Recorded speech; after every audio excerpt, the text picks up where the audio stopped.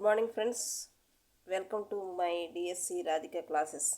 Friends, చాలామంది history lessons చేయండి madam, history lessons అంటే ఓన్లీ హిస్టరీ కాదు, ఇంటర్మీడియట్ లెసన్స్ చేయండి మేడం, డైలీ వన్ లెసన్ చొప్పున కవర్ చేయండి అని అడుగుతున్నారు. సో కొంతమంది అడుగుతున్నారు కాబట్టి నేనైతే ఈరోజు హిస్టరీ చూడండి. ఇవి తెలుగు అకాడమీ బుక్స్ ఇదేమో ఫస్ట్ ఇయర్ బుక్, ఇది సెకండ్ ఇయర్ బుక్. అయితే హిస్టరీ అనేది మారదు కదండి, హిస్టరీ ఎప్పుడు ఒకటే ఉంటుంది. సో మనకి ఇచ్చిన సిలబస్లో చూడండి, what is history, definition, scope and sources, historiography, relation with social sciences, impact of geography of history, relevance history, ఇలా ఇచ్చాడు కదా. నేను తెలుగులో కూడా ఆల్రెడీ చేశాను చూడండి. చరిత్ర అంటే ఏంటి, నిర్వచనాలు, మూలాలు, చరిత్ర ఇతర సామాజిక శాస్త్రాలతో సంబంధం. సేమ్ అది ఇంగ్లీష్ మీడియంలో ఉంది, ఇది తెలుగు మీడియంలో ఉంది అంతే. కాబట్టి నేను ఫస్ట్ చాప్టర్ నుంచి లైట్గా మీకు టెక్స్ట్ బుక్లోని అంటే నోట్స్ రాసి ఇవన్నీ చేయడం అంటే చాలా కష్టమైపోద్ది. సో నేనేం చేస్తున్నా అంటే మీకు నాతో పాటు మీరు కూడా టెక్స్ట్ బుక్ రీడింగ్ చేద్దరు కానీ, ఓకేనా? ఒక్కసారి చూడండి. బుక్ అయితే ఇప్పుడు వేరే బుక్ ఉంది, ఇది ఓల్డ్ బుక్, కానీ సేమ్ సిలబస్ ఒకటి. చరిత్రను అయితే మనం మార్చలేము కదా, గుర్తుంచుకోండి ఫ్రెండ్స్. ఇక్కడ చూడండి, మొన్న అప్పుడు వర్షాలు వచ్చినాయి కదా, ఒక సంచిలో వేసి పెడితే బుక్ అయితే ఇలా పాడైంది. సో మీరు కొంచెం ఇలా నీట్గా లేదు, చూడండి, అర్థం చేసుకోండి. ఇదిగోండి ఫస్ట్ బుక్. అప్పుడు ఒకసారి రీడింగ్ చేశాను, 2018లో రీడ్ చేసిన బుక్ అనమాట. చరిత్ర అంటే ఏంటి, నిర్వచనాలు. అసలు చరిత్ర అనే పదాన్ని ఆంగ్లంలో హిస్టరీ అనే సమానార్థకంలో ఉపయోగిస్తున్నారు. అండర్లైన్ చేశాను, కొంచెం తడిచి బుక్ అయితే ఇలా అయింది ఫ్రెండ్స్. చూడండి, మీకు అర్థమవుతుంది అనుకుంటా, చిన్నపిల్లలు అయితే కాదు కదా. ఇలా కొంచెం పాడైంది, ఓకేనా? చూడండి, విజ్ఞాన శాస్త్రం, శుద్ధ శాస్త్రం అంటే కొన్ని నేను అండర్లైన్ చేసిన ఇంపార్టెంట్ పాయింట్స్ చేశాను. నిర్వచనాలు కూడా అంటే ఏది మనం వదలకూడదనే ఉద్దేశంతో మీతో రీడింగ్ చేస్తుంది అనమాట. ఓకే, నియమాలు, సూత్రాలు అన్ని దేశాలకు, అన్ని కాలాలకు, అందరికీ వర్తిస్తాయి. చూడండి, మీకు ఈజీగా ఉంటుంది. సామాజిక శాస్త్రాలకు కేంద్ర బిందువు మానవుడు, మానవ చైతన్యం, ఇది సబ్ టాపిక్ అన్నమాట. మానవుడు చైతన్యశీలి, దేశాన్ని బట్టి, కాలాన్ని బట్టి, తన వ్యవహారంలో ఎదుర్కొనే వ్యక్తులు, పరిస్థితులు, సందర్భాలను బట్టి ఆ చైతన్య మార్పుకి గురి కావచ్చు. ఒకే వ్యక్తి భిన్న కాలాల్లో, భిన్న పరిస్థితుల్లో, భిన్న వ్యక్తులతో, భిన్న సందర్భాల్లో భిన్నంగా వ్యవహరించవచ్చు. అసలు చరిత్ర అంటే ఏంటి? ఇక్కడ కొంతమంది శాస్త్రవేత్తలు ఇచ్చారు, ఇవి చాలా ఇంపార్టెంట్లు. ఆ శాస్త్రవేత్తలు చెప్పినట్లో కీ పాయింట్స్ ఉంటాయి కదా, ఆ కీ పాయింట్స్ని మనం పట్టుకోవాలి. 18వ శతాబ్దం నుంచి సామాజిక శాస్త్రాలు చరిత్ర తత్వాన్ని, చరిత్ర రచనా పద్ధతిని, చారిత్రకాంశాల విశ్లేషణలు లోతుగా అధ్యయనం చేయసాగారు. ఇక్కడ చూడండి, చరిత్ర తత్వం అనే పదబంధాన్ని తొలిసారిగా ఉపయోగించిన వ్యక్తి వోల్టేర్. ఇది నోట్ చేసుకోండి, చరిత్ర తత్వం అనే పదబంధాన్ని ఉపయోగించిన వ్యక్తి వోల్టేర్. ఇతను ఒక భిన్నమైన పదాన్ని వాడాడు, లోచూపు. అంటే చరిత్ర అనే అధ్యయనాంశంలోకి లోచూపు, ఇది ఆసక్తికరమైన, ఆలోచనాకరమైన నిర్వచనాలకు, సిద్ధాంతాలకు దారి తీసింది ఈ లోచూపు అనేది. అప్పుడు బీభత్సంగా చదివేశాను అనమాట 2018లో, కొంచెంలో పోయింది. సో ఇలా గీతలు ఉన్నాయని మీరేమీ అనుకోకండి, అర్థం చేసుకోండి. నెక్స్ట్, వోల్టేర్ కాలానికి ముందు చరిత్ర తత్వం గురించి స్పృహ, ఆలోచన లేకపోలేదు. డయోనిషస్ అనే గ్రీకు చరిత్రకారుడు తత్వశాస్త్రాన్ని ఉదాహరణగా వివరించే విషయమే చరిత్ర అని నిర్వచించాడు. ఓకే, నెక్స్ట్, అరిస్టాటిల్ మార్పులోని ఏకరూపమైన గతాన్ని గురించిన వివరణే చరిత్ర. నెక్స్ట్, థూసిడైడ్స్. కీ పాయింట్స్ మాత్రం నోట్ చేసుకోండి. మానవుడి అనుభవాన్ని చరిత్ర పరిధిలోకి రావు. ఏ అనుభవాలు ఉపయోగకరమైన, విలువైన విజ్ఞానాన్ని ప్రోధి చేసి సమాజం అభివృద్ధి చెందడానికి దోహదం చేస్తాయో, ఏ అనుభవాల వల్ల కళలు, సంస్కృతి, తత్వజ్ఞానం గురించి విలువలు రూపొంది మనోవికాసం సాధ్యమవుతుందో అట్టి అనుభవాలు మాత్రమే చరిత్రలో అధ్యయనాంశాలుగా రూపొందుతాయి అని చెప్పింది థూసిడైడ్స్. కాబట్టి మీరు ఏం చేస్తారంటే కళలు, సంస్కృతి, తత్వశాస్త్రం, నెక్స్ట్ ఈ ఉపయోగకరమైన, విలువైన విజ్ఞానాన్ని, ఈ 2 పాయింట్స్ గుర్తుపెట్టుకోండి. విలువైన విజ్ఞానం, నెక్స్ట్ కళలు, సంస్కృతి, తత్వజ్ఞానం. ఇక్కడ చూడండి, బేకన్ మానవుణ్ణి వివేకవంతునిగా చేసింది. సత్ అసత్ వివేకాన్ని, సత్ అసత్ అనేది ఇది కీ పాయింట్గా పెట్టుకోండి. నెక్స్ట్, విస్తృత అర్థంలో జరిగిందంతా గడిచిందంతా చరిత్రే అని చెప్పింది హెన్రీ జాన్సన్. జరిగిందంతా గడిచిందంతా. నెక్స్ట్, సామాజిక ఉడంబడిక సిద్ధాంతవేత్త ఎవరు? ఫ్రెంచ్ తత్వవేత్త రూసో. అతను ఏం చెప్పాడు? అతను వింతైన రీతిలో చెప్పాడనమాట, అబద్ధాలు అసత్యాలు. నెక్స్ట్, నిజానికి సత్యానికి, అబద్ధం అసత్యమే చరిత్ర అన్నాడు. సత్యం అనేది నీటి ప్రవాహంలో కనిపించే ఎండమావే. ఇది చాలా ఇంపార్టెంట్. నెక్స్ట్, ఒక సమాజంలో ఉన్న వ్యక్తుల గురించి వృత్తాంతమే చరిత్ర. రీనే. జీవిత చరిత్రలే నిజమైన చరిత్ర అని చెప్పింది కార్లైల్. ఎడ్మండ్ బర్క్ దృష్టిలో విజ్ఞానాన్ని, జ్ఞానాన్ని, వివేకాన్ని అందించేది చరిత్ర. ఎల్లకాలాలకు వర్తించే స్థిరమైన సూత్రాలకు, సిద్ధాంతాలకు చరిత్ర ఇవ్వదు. నెక్స్ట్, లార్డ్ యాక్టన్ మానవుని స్వేచ్ఛా వికాసాన్ని వివరించేదే చరిత్ర. ఇంకోటి, ఉజ్వల్ ఘట్టాలు. ఈ పాయింట్ ఉంది కదా, ఉజ్వల్ ఘట్టాలు, ఇది యాక్టన్ అని భావించాడు. నెక్స్ట్ చూడండి, మానవుడు సాధించిన పురోగతి కొలమానమే చరిత్ర. టర్గో అండ్ కండోర్సేలు చెప్పింది. నెక్స్ట్, ఇంకా ఇది అక్కర్లేదు, ఇక్కడ వద్దు. ఒక నిమిషం. ఉచిత క్రమంలో నమోదు చేస్తుంది. ఇది వైయక్తిక సామాజిక కార్యకలాపాలపై ఎటువంటి ప్రభావం? ఇది చూడండి, దేశ కాలాల చేత నిర్దేశితమైన అంశాలు మానవుని వైయక్తిక సామాజిక కార్యకలాపాలపై ఎటువంటి ప్రభావం చూపేది? ఉచిత క్రమంలో నమోదు చేస్తుంది. అంటే కీవర్డ్స్ అండర్లైన్ చేశాను. ఇది బెర్న్హెమ్. చూడండి, హెగెల్ యోజన, ప్రతియోజన, సంయోజన.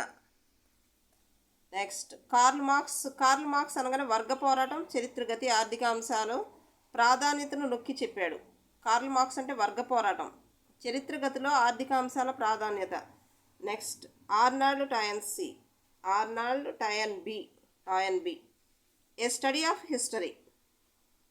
పుట్టుక, వృద్ధి, అవగతి, పతనాలను చరిత్రలో చెప్పాడు. నెక్స్ట్, ఆస్వాల్డ్ స్ప్రెంగ్లర్ చరిత్రకారుడు. ఇతనేం చెప్పాడు? జనన, వికాస, అవగతి. కార్ గతానికి వర్తమానానికి మధ్య జరిగే అంతులేని సంభాషణ చరిత్ర. ఎమర్సన్, ఇది ఇంపార్టెంట్. ఎమర్సన్ చరిత్రను విలువల పరంగా అధ్యయనం చేస్తేనే సమాజానికి ప్రయోజనకరమైన పాఠాలు లభిస్తాయన్నాడు. చరిత్ర నుంచి మనం నేర్చుకునే ఒకే ఒక పాఠం ఉంది. అది చరిత్ర మనకు అందించే పాఠం అంటూ ఏది లేదన్నదే అని చమత్కరించాడు. నిజంగా ఎమర్సన్ చమత్కరించాడు అన్నమాట. నెక్స్ట్, చరిత్ర పరిధి ఎంత అనే ప్రశ్నకు సమాధానం ఏం జరిగింది, ఎట్లా జరిగింది, ఎందుకు జరిగింది, ఈ 3 ప్రశ్నలే చరిత్ర.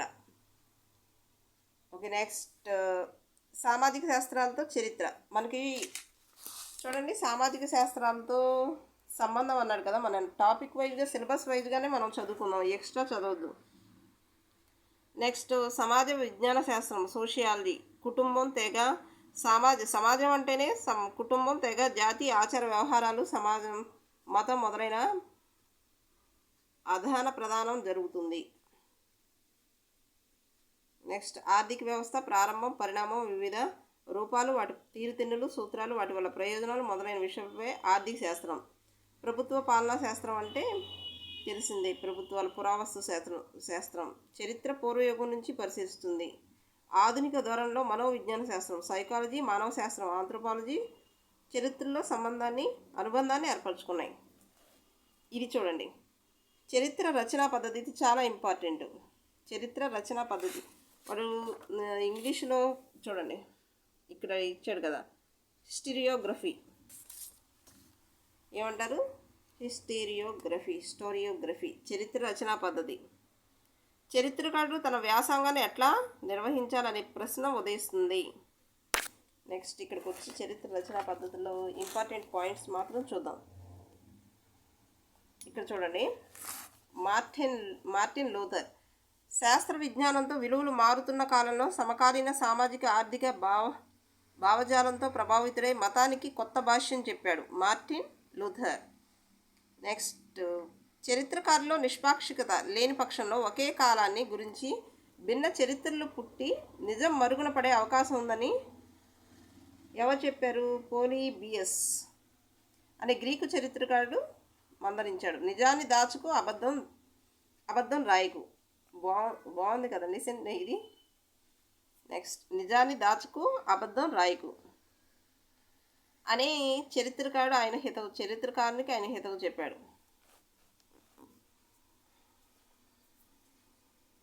చారిత్రక ఆధారాల సేకరణ, వర్గీకరణలో, కార్యాకరణ సంబంధ పరిశీలనలో చరిత్ర ఒక శాస్త్రంగా పనిచేస్తుంది. విశ్లేషించేటప్పుడు చరిత్ర ఒక మానసిక ప్రక్రియ. భౌగోళిక అంశాలతో ప్రభావం. 3 ప్రధానమైన నైసర్గిక విభాగాలు ఉన్నాయి. అవి హిమాలయ పర్వత పంక్తి, దక్షిణంగా గంగా సింధు మైదానం, దక్షిణాన దక్కన్ ద్వీపకల్పం, ఉత్తరాన హిమాలయ పర్వత పంక్తి, ఆ పంక్తికి దక్షిణంగా అంటే గంగా సింధు మైదానం ఇక్కడ ఉంది కదా, ఇది ఉత్తరం, ఇది దక్కన్ పీఠభూమి. ఈ హిమాలయాలకి దక్షిణంగా ఉంది గంగా సింధు మైదానం. ఓకే, నెక్స్ట్ నేను సిలబస్లో మాత్రమే మీకు చూపిస్తున్నాను ఫ్రెండ్స్. చూడండి, చరిత్రపై భౌగోళిక ప్రభావం అన్నాడు, చరిత్ర యొక్క ఔచిత్యం అన్నాడు. సో చూడండి, భారతదేశానికి ఉత్తరాన హిమాలయాలు, తూర్పున బంగాళాఖాతం, పశ్చిమాన అరేబియా సముద్రం, దక్షిణాన హిందూ మహాసముద్రం సహజ సరిహద్దులు. నెక్స్ట్, ఇది మనకి కంటెంట్లో మనం చదువుకున్నాం ఆల్రెడీ. చూడండి ఫ్రెండ్స్, బుక్ అయితే చాలా పడింది, నేనైతే చాలా జాగ్రత్తగా చేశాను, కానీ ఇలా అయిపోయింది. ఎవరెస్ట్ శిఖరాన్ని గౌరీ శంకర్ శిఖరం అంటారు. అలెగ్జాండర్ దండయాత్రల మార్గం స్వాత్ లోయ. వీటిలో ఎక్కడో ఇంపార్టెంట్ ఉంది కాబట్టి అది రాసి ఉంటాను. హిమాలయ పర్వత శ్రేణి 240 నుంచి 320 కిలోమీటర్ల వెడల్పున పశ్చిమ నుంచి తూర్పు దిశగా 2400 కిలోమీటర్ల పర్యంతం వ్యాపించి ఉంది. నెక్స్ట్, గౌరీ శంకర్ శిఖరంగా ఈ శిఖరాన్ని ఎవరెస్ట్ శిఖరం అంటారు. కాంచనజంగా, ధవళగిరి, నంగా పర్వత్ అనేవి ఎత్తైన శిఖరాలు. ఇవన్నీ మనం సోషల్ కంటెంట్లో చదువుకుంటాం. జాగ్రఫీ పార్ట్లో వాయువ్య దిశలో అంటే పామీర్ ముడి నుంచి నైరుతిగా పోయే పర్వత పంక్తి భారతదేశాన్ని ఇరాన్ పీఠభూమిని వేరు చేస్తుంది. ఈ పర్వత పంక్తి పశ్చిమాన ఆఫ్ఘనిస్తాన్, బెలూచిస్తాన్లో ఉన్నాయి. చూడండి, ఇక్కడ హిమాలయాల్లో మధ్య భాగాన 128 కిలోమీటర్లు ఇంటూ 40 కిలోమీటర్ల వైశాల్యం ఉన్న కాశ్మీర్ పీఠభూమి ప్రపంచంలోనే అత్యంత సుందరమైన ప్రాంతాల్లో ఒకటి. తూర్పు హిమాలయ పాద ప్రాంతంలో ఉన్న గంగా మైదానాన్ని టెరాయ్ అని వ్యవహరిస్తారు. గండక్, కోసి నదుల పరివాహక ప్రాంతమైన నేపాల్ లోయ ఉంది.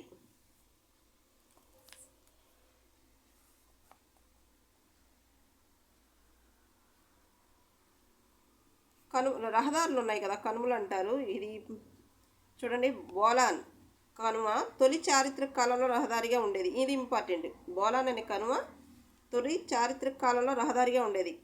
ఖైబర్ కనుమ ఆఫ్ఘనిస్తాన్పై పట్టు సాధించడానికి బ్రిటిష్ వారు ఉపయోగించిన మార్గం కాగా, స్వాత్ లోయ అలెగ్జాండర్ దండయాత్ర మార్గంగా చరిత్ర ప్రసిద్ధి చెందింది. నెక్స్ట్, గల్టిక్ చిత్రాలు హిమాల ద్వారా సాగే కారాకోరం పర్వత రహదారి మధ్య ఆసియాలోని ప్రసిద్ధమైన పట్టు రవాణా మార్గం, సిల్క్ రూట్ అంటారు కదా. నెక్స్ట్, 16,000 అడుగుల ఎత్తైన ప్రాంతంలో సింధు బ్రహ్మపుత్ర నదులు ఉద్భవించగా టిబెట్ పీఠభూమి భారత పార్శ్వంలో గంగానది జన్మించింది. తొలి దశలో భగీరథి, అలకనంద, మందాకిని, ధవళగిరి, పిండార్ అనే పంచ ప్రవాహాలుగా ఉన్న ఈ నది దేవప్రయాగ వద్ద అలకనంద, భగీరథుల సంగమంతో గంగానది అవుతుంది. భారతీయులు పవిత్ర తీర్థంగా భావించే గంగానది పొడవు 25,000 కిలోమీటర్లు 2,500 కిలోమీటర్లు. ప్రపంచంలోనే పెద్ద నదుల వరుసలో గంగానది 39వ స్థానంలో ఉంది. నెక్స్ట్, లోహిత్య అంటే బ్రహ్మపుత్ర నదిని అంటారు.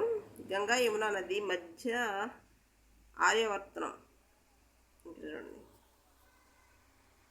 ప్రాచీన కాలంలో లోహిత్య నదిగా పిలువబడిన బ్రహ్మపుత్ర నది. అంటే ఇక్కడ మనం ఒక బిట్టిని రకరకాలుగా ఉపయోగించాలి.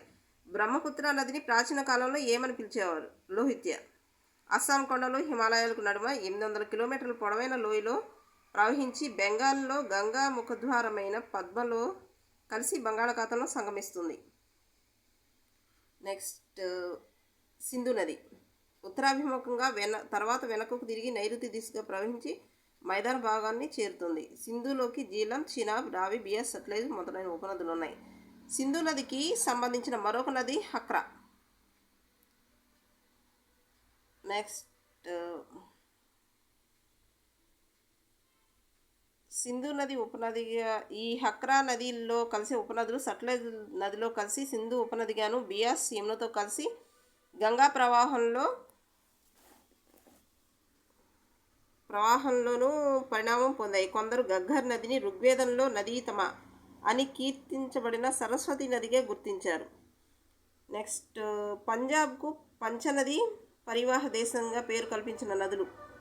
పంజాబ్ పంచ్ అంటే 5 నదులు కలుస్తాయి. జీలం, చీనాబ్, రావి, బియాస్, సట్లెజ్. ప్రాచీన వేద సాహిత్యంలో వరుసగా వితస్త, అసికిని లేదా చంద్రభాగ చీనాబ్ అనమాట. వితస్త అంటే జీలం, పరుష్ణి అంటే రావి, విపాస అంటే బియాస్, శతుద్రి అంటే సట్లెజ్. చూడండి, సట్లెజ్ పంజాబ్లో సట్లెజ్ యమునా మధ్య ప్రాంతం బ్రహ్మవర్తంగా వ్యవహరించబడుతుంది. గంగా యమున మధ్య భాగం ఆర్యవర్తం. సట్లెజ్ యమున మధ్య ప్రాంతం బ్రహ్మవర్తంలో ఋగ్వేద సంస్కృతి.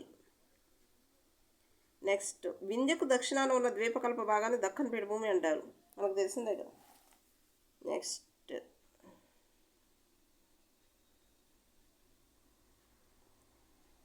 దక్షిణ భారతదేశంలో ఉండిన దట్టమైన అరణ్యాలు ముండా, బిల్, గోండ్, సంతాల్, సవర, మైనా మొదలైన తెగల వారికి ఆవాస ప్రదేశాలైనవి.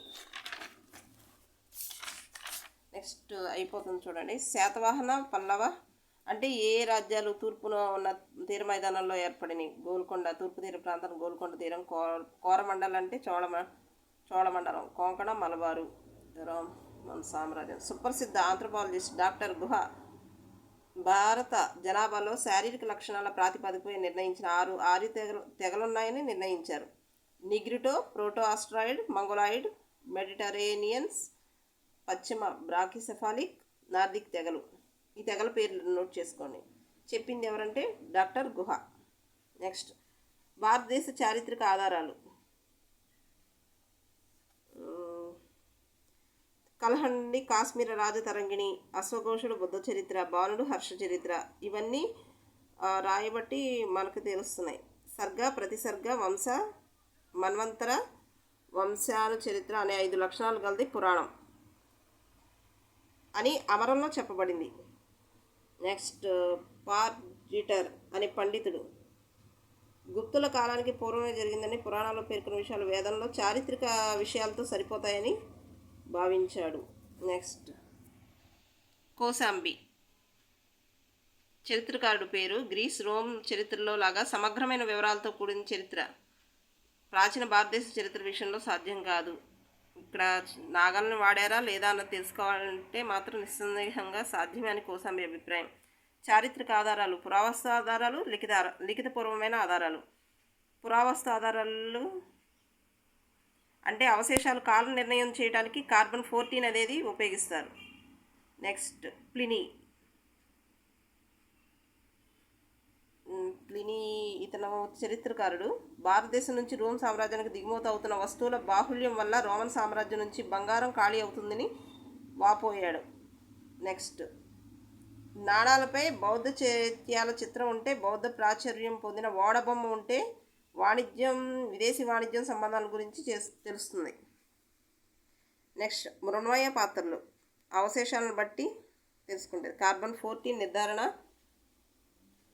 థైల్మోలుమినస్ పద్ధతి ద్వారా మృణ్మయ పాత్ర అవశేషాలపై లిఖిత ఆధారాలు. ఒక్కసారి చూడండి friends. Indica, Megasthenes indica, Plutarch రచనల గురించి తెలిసిన ముద్ర, రాక్షసం, అర్థశాస్త్రం ఇవన్నీ మనకి కంటెంట్లో వస్తాయి కాబట్టి మనకున్న లేని చదువుకున్నాం.